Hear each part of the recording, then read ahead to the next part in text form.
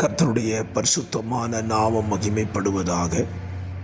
ஆசீர்வாதமான ஒரு காலவேளையிலேயும் அனுதின மன்னா என்ற வேத தியானத்தினால் உங்களை சந்திப்பதில் மிகுந்த சந்தோஷம்.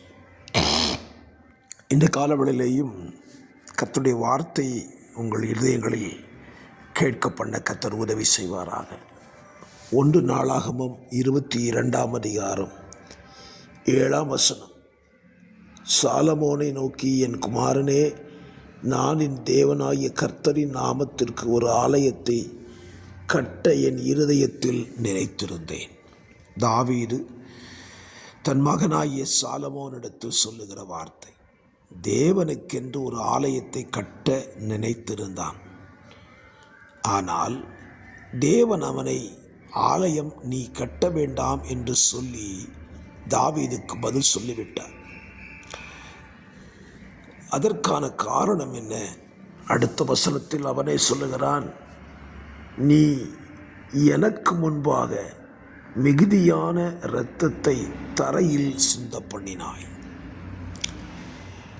ஒரு ஆலயத்தை ஒரு மனிதன் கட்டுவதற்கு தேவன் எதிர்பார்க்கிறதான எல்லைகளை பாருங்கள். தாவீது ஏராளமான இரத்தத்தை தரையில் சிந்தினானாம். தனக்கென்று ஒருவன் ஆலயம் கட்ட நினைத்தால் அவன் கை கரைபடாத கைகளாய் இருக்க வேண்டும். இதை தேவன் எதிர்பார்க்கிறார். இன்றும் நம்மில் பலரும் ஆலயம் கட்டுகிறோம், கட்ட தீர்மானிக்கிறோம். நம்முடைய கரத்தை சற்று கவனிப்போம். ஒருவேளை தாவீது செய்தது போல மனித இரத்தங்களை நாம் சிந்தாமல் இருக்கலாம். ஆனால் மற்றவர்களின் தவறுகளுக்கு நாம் உடந்தையாயிருந்தால் தேவாலயத்தை கட்டுவதை தேவன் விரும்ப மாட்டார். தாவீது யுத்தம் பண்ணி இரத்தம் சிந்தினதும் உண்டு.